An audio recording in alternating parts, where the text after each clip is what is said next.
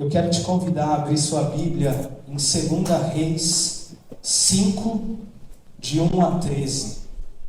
Se você não sabe onde está 2 Reis, cante comigo. Gênesis, Êxodos, Levíticos, Números, Deuteronômio, Josué, Juízes, Ruth, Samuel, Samuel, Reis, Reis. Achamos? Olha aí. É só decorar a musiquinha que vem fácil, né? Primeiro quero agradecer aos nossos pastores que não estão aqui hoje explicando, como a Gabi disse, meu pai está na Itália, o pastor Ben hoje tinha um casamento da família, e aí me incumbiram de trazer a mensagem. Um grande desafio, mas uma grande honra, eu estou muito feliz de estar aqui. Vamos ler a cura da lepra de Naamã. Naamã, comandante do exército do rei da Síria, era muito respeitado e honrado pelo seu senhor, pois por meio dele o Senhor dera vitória à Síria. Mas esse grande guerreiro ficou leproso. Ora, tropas da Síria haviam atacado Israel e levado cativo uma menina que passou a servir a mulher de Naamã. Um dia ela disse à sua senhora: se o meu senhor procurasse o profeta que está em Samaria, ele o curaria da lepra. Naamã foi contar ao seu senhor o que a menina israelita dissera. O rei da Síria respondeu: vá, eu lhe darei uma carta que você entregará ao rei de Israel. Então Naamã partiu, levando consigo 350 quilos de prata, 72 quilos de ouro e 10 mudas de roupas finas. A carta que levou ao rei de Israel dizia: junto com esta carta estou te enviando o meu oficial Naamã, para que o cures da lepra.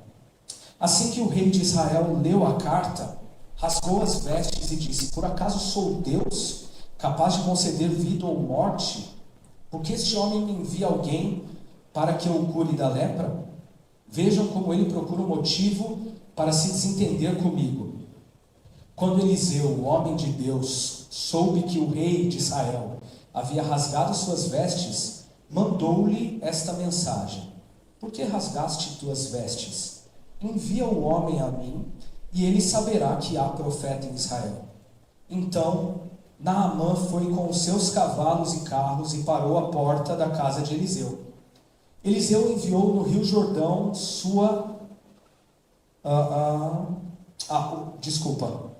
Eliseu enviou um mensageiro para lhe dizer: vá e lave-se 7 vezes no rio Jordão. Sua pele será restaurada e você ficará purificado. Mas Naamã ficou indignado e saiu dizendo: eu estava certo de que ele sairia para receber-me, invocaria em pé o nome do Senhor, o seu Deus, moveria a mão sobre o lugar afetado e me curaria da lepra. Não são os rios de Abana e Fariar em Damasco melhores do que todas as águas de Israel? Será que não poderia lavar-me neles e ser purificado? E foi embora dali furioso. Mas os seus servos lhe disseram: meu pai, se o profeta lhe tivesse pedido alguma coisa difícil, o senhor não faria? Quanto mais quando ele apenas lhe diz que se lave e será purificado. Assim ele desceu ao Jordão, mergulhou 7 vezes conforme a ordem do homem de Deus e foi purificado. Sua pele tornou-se como a de uma criança. Amém. Como a Gabi já orou por mim, irmãos, está orado, certo? Amém? Quero te pedir que você fique comigo. Você sabe que a minha mensagem é rápida. Eu escrevo um monte de coisa, falo o que eu lembro, mas eu creio que Deus faz que eu lembre o que é importante. Esse título é esquisito, né? O processo do Senhor. Parece esquisito. Mas o que eu queria compartilhar com vocês hoje, e que Deus tem falado comigo já há algum tempo, no meu tempo de devocional e no que eu tenho aprendido, inclusive, com certeza os meus amigos aqui da igreja já ouviram falar sobre isso. O Edu, cadê o Edu?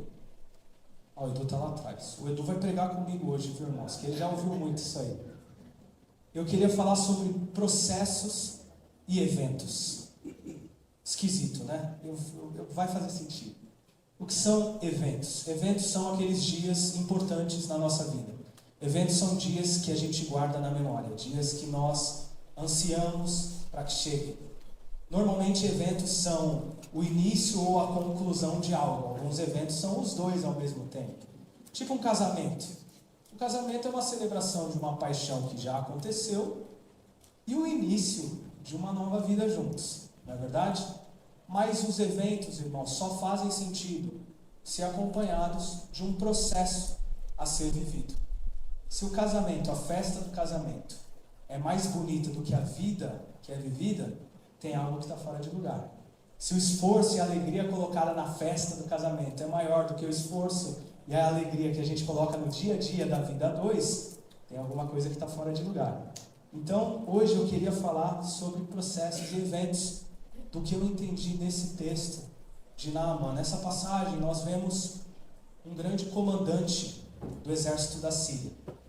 Um cara muito respeitado, com muito prestígio, alguém cheio de pompa, mas que escondia uma grande dor embaixo da sua armadura. Ele tinha lepra, uma doença de pele muito severa. E durante essas batalhas ele conquista, não sei como era na época, mas ele leva uma judia cativa para sua casa. E ele tem uma serva lá judia. E que serva, hein, irmãos?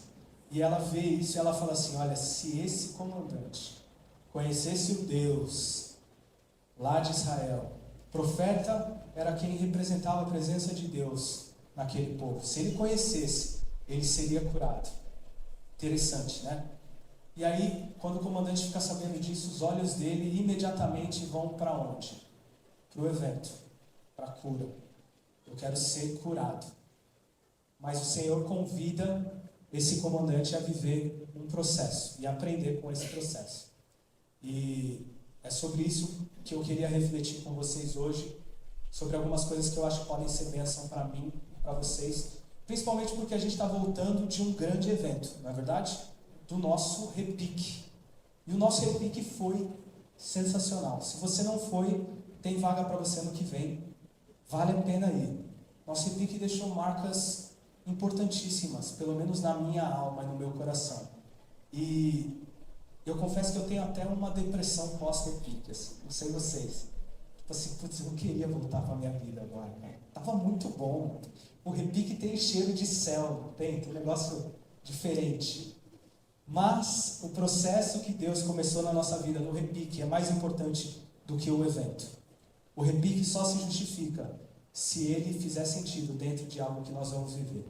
A primeira coisa que eu queria deixar para mim e para você nessa noite é o seguinte: para viver o processo que o Senhor tem para você, o lugar onde você procura importa.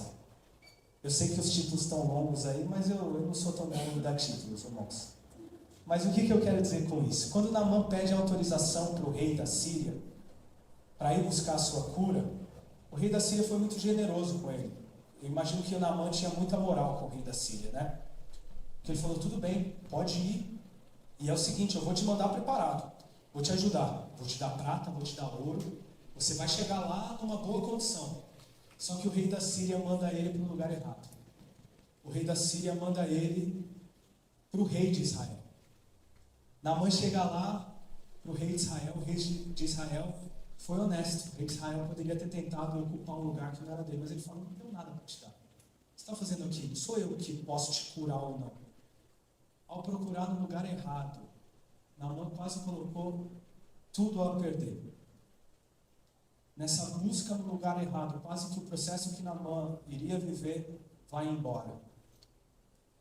A notícia chega até Eliseu manda buscar Naamã e a coisa não se perde. Mas nesse primeiro ponto é um ponto curto, eu até pensei em colocar no meio de outro, mas eu acho importante deixar para a gente. Deixa eu te dizer uma coisa, o lugar que você procura importa. O que isso quer dizer? O lugar que você tem gasto o seu tempo importa. As mesas que você tem se assentado importam. Os lugares que você tem procurado estar importam no processo que você vai viver com o Senhor. Esse ponto não é sobre você se excluir de uma vida social, viver numa bolha, agora eu não vou mais em lugar nenhum. Mas é você ter consciência das influências que você sofre pelo lugar que você está. é você entender que o padrão do lugar que você frequenta vai ser influente no padrão da sua vida. Não é verdade? Acho que há mais de anos, eu trouxe uma mensagem que falava sobre perspectiva. E tem uma questão nisso. O lugar que você está muda a sua perspectiva. O lugar que você está sentado te permite enxergar as coisas de determinada maneira. Toma cuidado nos lugares que você tem se assentado, aonde você tem gasto tempo. Sabe por quê? Porque isso pode mudar a forma como você enxerga as coisas. E tem uma coisa além disso. Os lugares que nós gastamos o nosso tempo é onde nós encontraremos as pessoas que vão influenciar a nossa vida. E aí eu queria deixar o meu segundo ponto para vocês aqui hoje.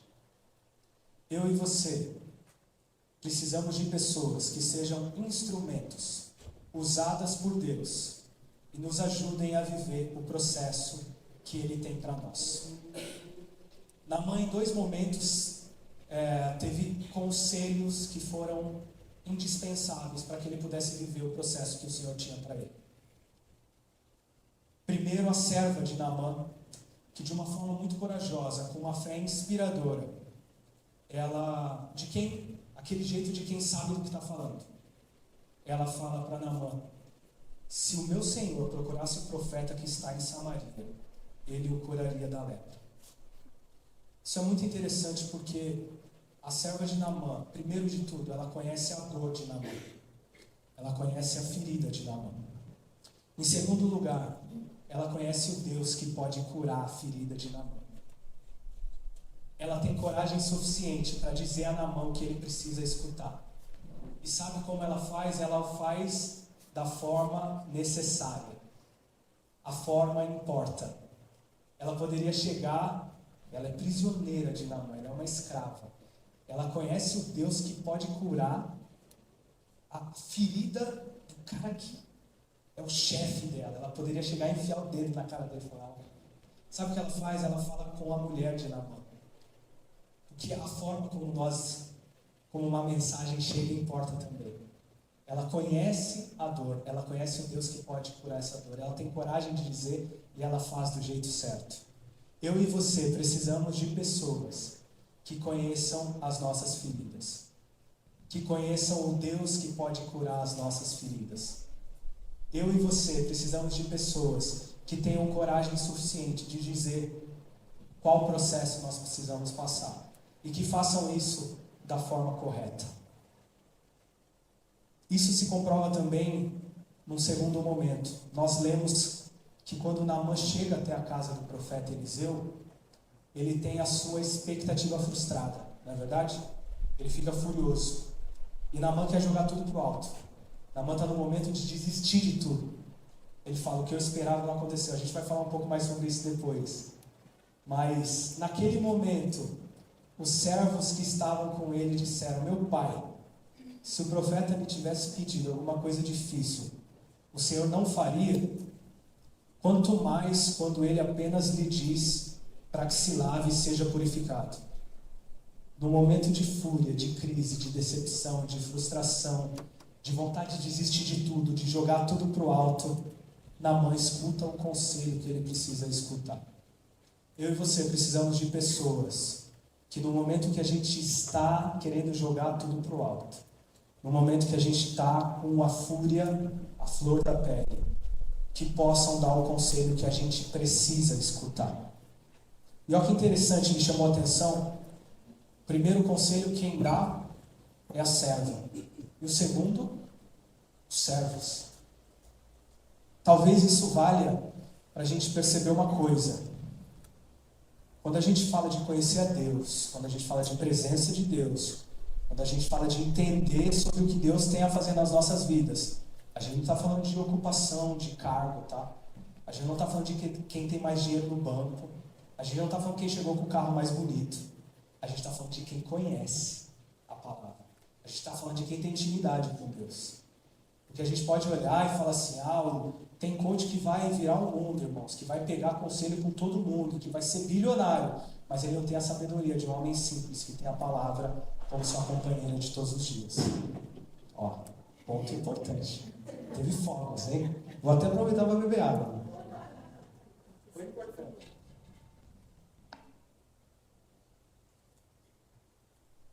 Amém? Na verdade, eu tenho pessoas assim na minha vida. E eu preciso de mais. Quem precisa de pessoas assim? Você precisa? Levanta a mão. Levanta a mão. Ótimo. Eu tenho uma ótima notícia para você. Se você precisa de pessoas assim, você deve ser uma pessoa assim. Esse é o meu terceiro ponto que eu queria deixar para vocês. Você deve ser alguém que ajude seus irmãos a viver o processo que Deus tem para eles. Além da necessidade de ter pessoas que nos ajudem a viver o nosso processo, nós temos a responsabilidade, o chamado, o propósito de ser alguém que é bênção na vida dos nossos irmãos e ajuda para que eles vivam o processo que Deus tem para eles. E deixa eu te falar uma coisa, para ajudar alguém, precisa ser maduro, tá? A gente precisa cortar a parte da fofoquinha, da conversinha, a gente precisa entender que a gente precisa ser bênção. Sabe uma coisa muito importante para entender como é que a gente ajuda uma pessoa? E lembrando, irmãos, sempre que eu prego aqui, 90% é para mim, 10% é para vocês. Eu sou o pior nessa coisa toda, então fiquem tranquilos. Você com certeza não é tão ruim quanto eu nisso tudo, mas a gente vai aprender junto. Para ajudar alguém, a gente precisa entender a natureza de Jesus. Alguém sabe a natureza de Jesus? Alguém lembra? A natureza de Jesus está descrita lá em João 1,14. A natureza de Jesus é trava-línguas. Natureza de Jesus. Ela é graça e verdade. A natureza de Jesus é o equilíbrio entre graça e verdade. Sabe por quê? Porque se é só graça, se é só abraço, se é só aceitação total, sem qualquer verdade, mas não importa o que seja, continua desse jeito, se anestesia a pessoa. Vai ser uma delícia, mas ela vai ficar, você vai ajudá-la, ela a ir para um lugar em que não tem espaço para mudança, porque a aceitação é total. Não tem espaço para aprendizado. Se a gente é só graça, a gente só abraça, e a gente não consegue ajudar com que os nossos amados vivam processos importantes com o Senhor. Eu fui pego numa pegadinha semana passada. O Samuca não está aqui, mas estávamos na empresa, eu, meu pai e o Samuca conversando, e a gente conversa na empresa 90% coisas de Deus, 10% de trabalho. E aí meu pai me perguntou assim: Deus te aceita como você é?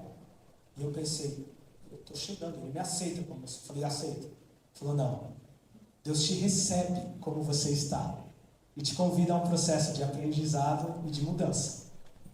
Isso me fez refletir. E aí eu vi uma ilustração e a gente precisa tomar cuidado, irmãos, com as nossas justificativas para quem a gente ama. É tipo assim, ó, vamos jantar, eu e a Bia, né, meu amor?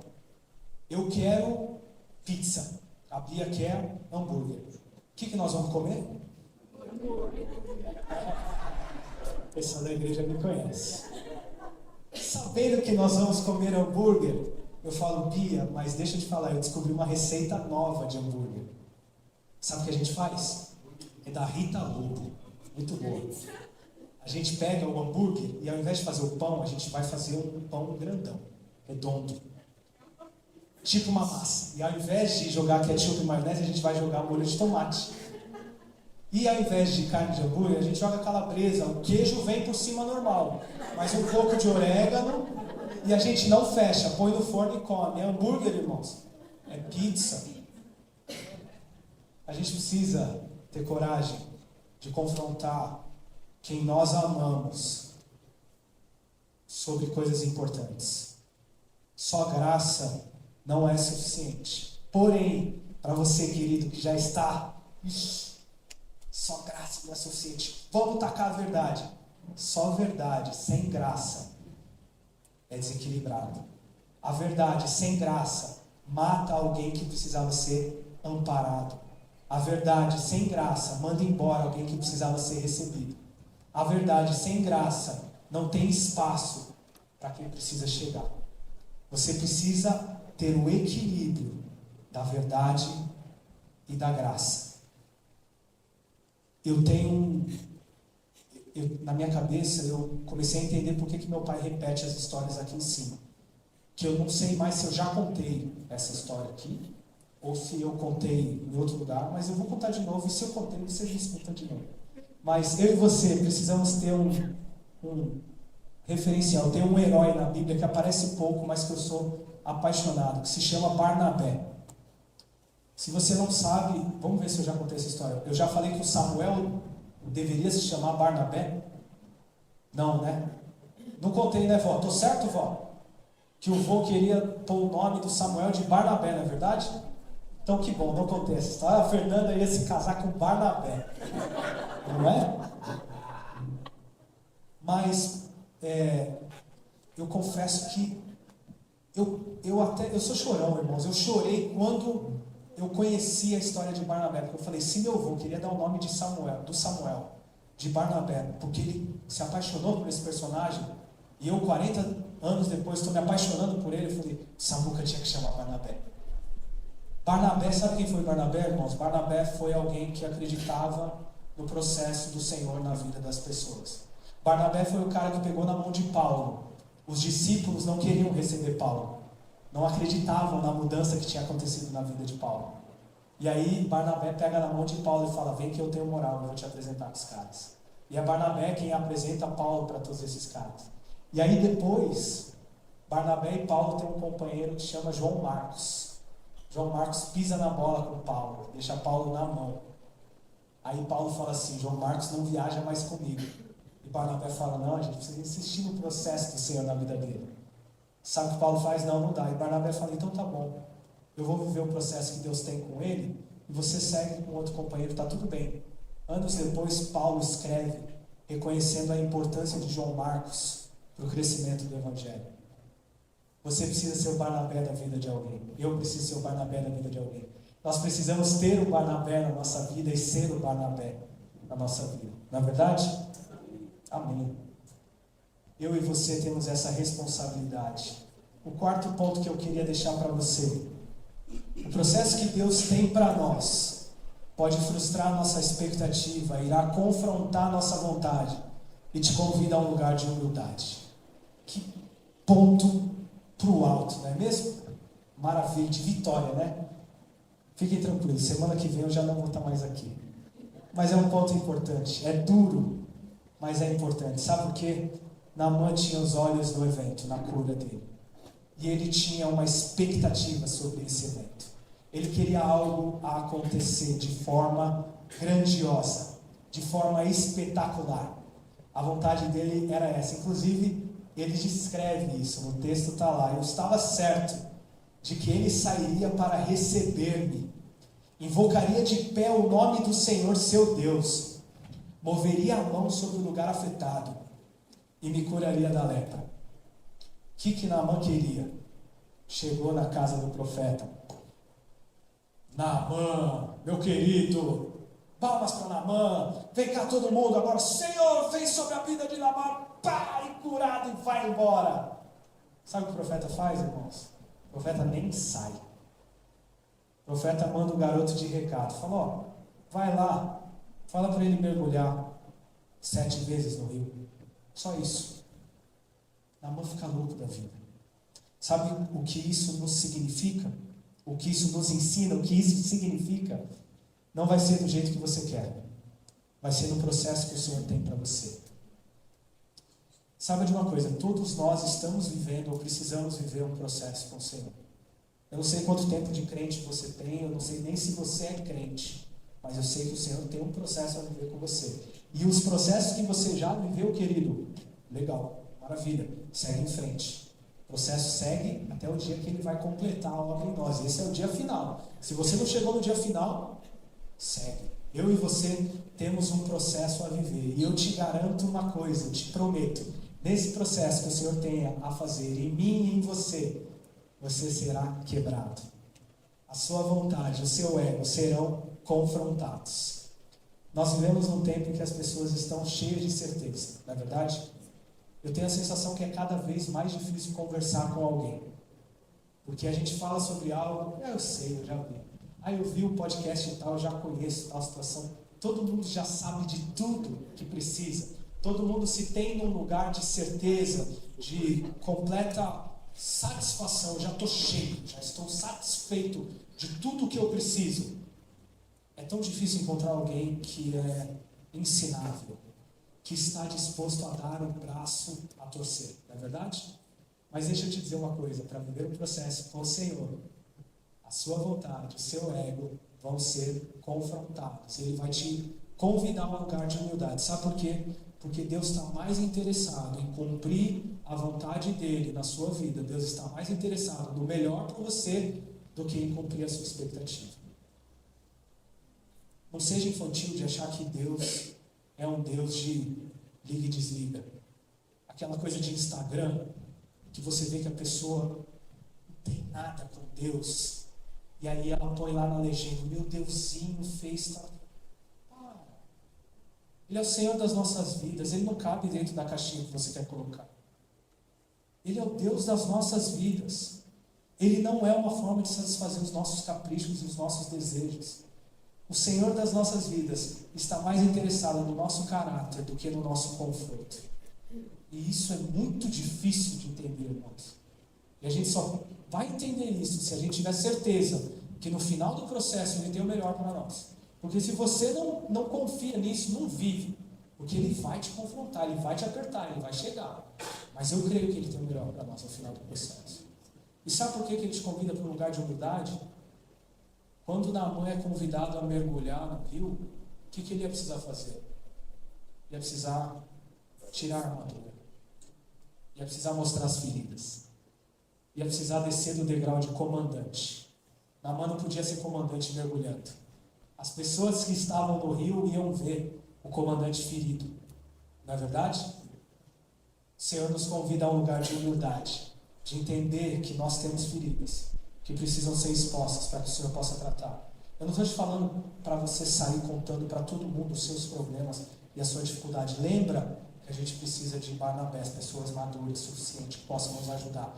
Mas tem coisas que a gente está escondendo, que a gente está deixando lá no quartinho, que precisam vir para a luz para que o Senhor possa tratar, que precisam ser expostas. Tem armadura que a gente precisa tirar para que o Senhor possa tratar nas nossas vidas. Amém?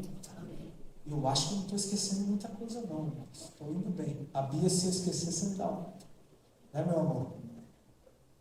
Mas eu tenho certeza que no final desse processo Ele tem o melhor para nós. E o último ponto que eu queria deixar para mim e para você hoje, eu queria pedir para o Sandro fazer o que ele mais gosta, que é fazer no fundo, já que a gente vai ficar aqui.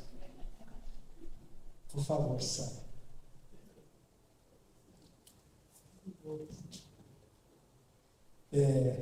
Sandro ama fazer fundo, viu, irmãos?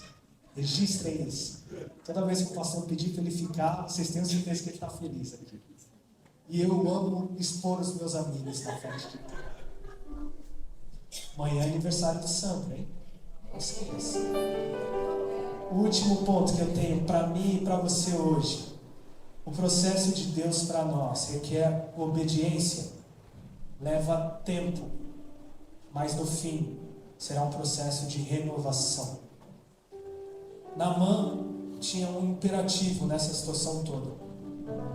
Naamã tinha algo que era indispensável nessa situação, que ninguém podia fazer por ele. O quê? Obedecer o que o profeta falou. Ninguém podia decidir por Naamã. Só ele podia decidir obedecer a orientação que ele tinha recebido. Isso ninguém vai fazer por você. Ninguém que esteja do seu lado, nem um parente, ninguém vai poder tomar essa decisão por você. Ter uma decisão por obediência. Obediência nem cabe para nós adultos, não é verdade? A gente acha esquisito essa palavra, não é? Obediência é coisa de criança. Talvez a ilustração se encaixe. Porque perante o Senhor nós somos filhos. E a gente tem tanto para aprender. E parece que Ele nos olha como crianças, né? Tipo assim, errou, tudo bem, mais uma chance.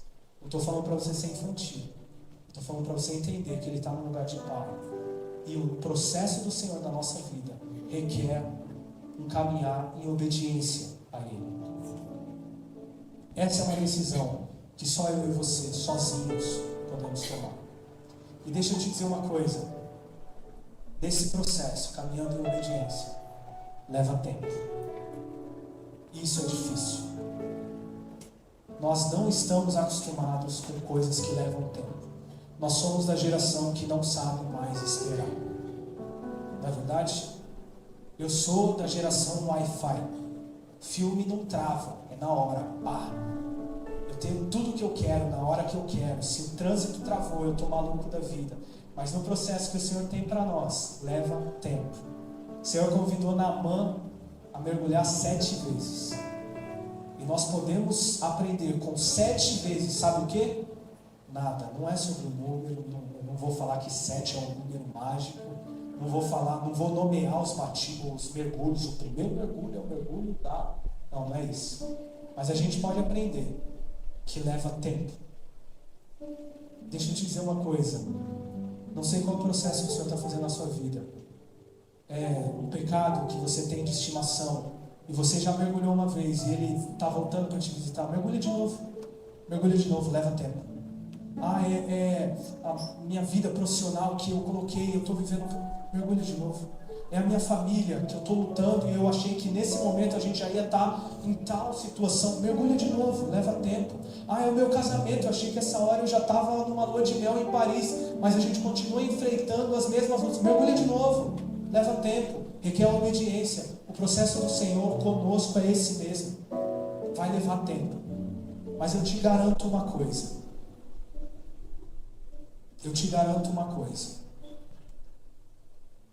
No final do processo que o Senhor colocou para mim e para você, a renovação. Leia comigo, versículo 14. Assim ele desceu ao Jordão e mergulhou 7 vezes, conforme a ordem do homem de Deus. Ele foi purificado e a sua pele tornou-se como a de uma criança. Isso aqui me pegou porque é o seguinte, irmãos. O Senhor não leva na mão o lugar que ele já esteve. O Senhor não pega a pele de Naamã e faz como era. Ele faz a pele dele como a de um bebê. É nova. É tipo a Rafinha. É melhor que a da Rafinha. É quando a Rafinha acabou de sair. Quando você vê eu esfregando a cara da minha filha. A pele de Naamã saiu daquele jeito. Nova. Sabe por quê? Porque o Senhor não te convida a viver um processo para voltar para o mesmo lugar, da mesma forma. Ele te convida a viver um processo para ir para um lugar de renovação. A viver algo novo. Quando você vive um processo com o Senhor, você não sai da mesma forma. E se você acredita que Ele tem o melhor para você, é isso que você precisa fazer. Efésios 3:20 diz: ora, aquele que é poderoso para fazer infinitamente mais do que tudo quanto pedimos ou pensamos, conforme o seu poder que opera em nós. Infinitamente mais. E aí a gente começa a entender como é que pessoas passam por processos tão difíceis e saem fortalecidas. Como é que pessoas enfrentam perdas e saem fortalecidas. Como é que pessoas enfrentam coisas que parecem impossíveis e saem fortalecidas. Porque o processo que o Senhor tem para nós não é para te levar para o mesmo lugar que você estava, não é para satisfazer o seu ego, não é para encher as suas expectativas, mas é para te renovar, é para te levar para um lugar novo. Deixa eu te lembrar o que a gente falou hoje. Nós temos um processo a viver, no lugar que Ele tem para nós, no lugar certo, com pessoas que serão instrumentos em nossa vida e sendo instrumento na vida de outras pessoas também. Com obediência, sabendo que leva tempo, que seremos confrontados, mas no final, o que nos aguarda é o melhor de Deus para nós, é a renovação. Amém? Fica de pé comigo, por favor.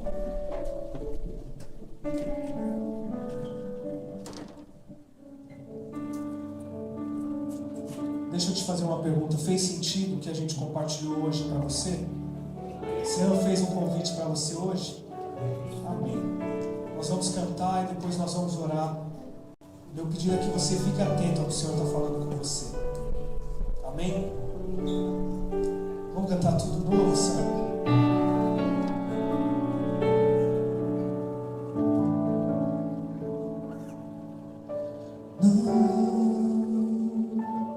Vou deixar que os meus olhos se afastem de onde queres me levar. Vou esperar pela graça que me envolve todo dia ao acordar. Enche o meu coração, faz de novo arder tua presença aqui, comigo quero ter. Toma o meu coração, quero permanecer, Senhor.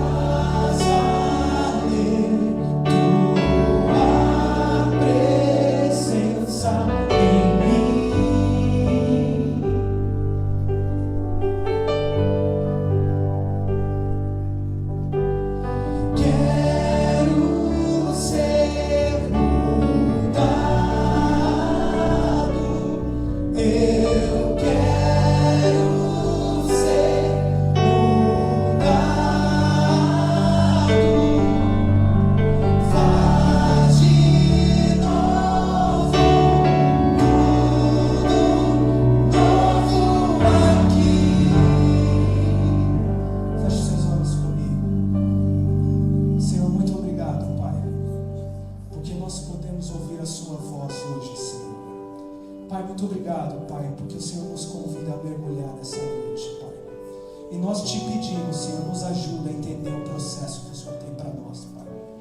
Pai, eu te peço pela vida de cada pessoa que está ouvindo a sua voz aqui hoje, Senhor. Pai, eu te peço, visita os nossos corações, Pai. Senhor, nós não queremos a nossa vontade, nós não queremos o nosso ego, Pai. Nós não queremos a nossa expectativa, nós queremos o melhor do Senhor para nós, Senhor. Nós só queremos o que o Senhor tem para nós, Pai. Senhor, nós te pedimos, nos ajuda, Pai. Nos ajuda a entender tudo aquilo que nós precisamos viver contigo, Pai. Nos ajuda a ter coragem de ser obediente, Senhor. Nos ajuda a ter coragem de ser moldado, Pai. Nos ajuda a ter coragem de nos colocarmos à disposição para aquilo que o Senhor tem a fazer através de nós, Pai. E em nós, Senhor.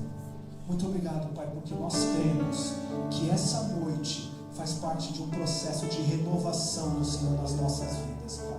Nós cremos que o Senhor tem nos tocado constantemente, Pai, nessa igreja, nesses cultos, Pai.